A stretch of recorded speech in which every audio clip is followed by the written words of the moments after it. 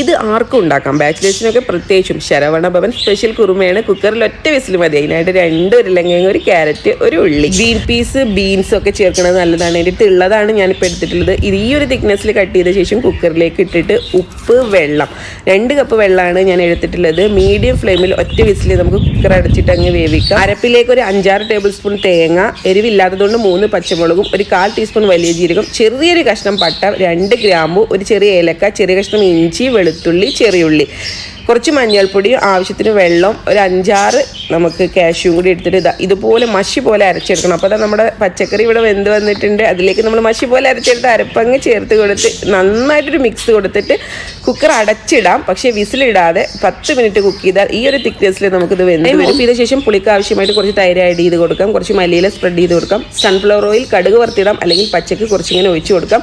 ഒട്ടും ഓയിലില്ലാതെ യൂസ് ചെയ്യാം. ട്രൈ ചെയ്ത് നോക്കിയിട്ട് നിങ്ങൾ ഫീഡ്ബാക്ക് അറിയിക്കുക.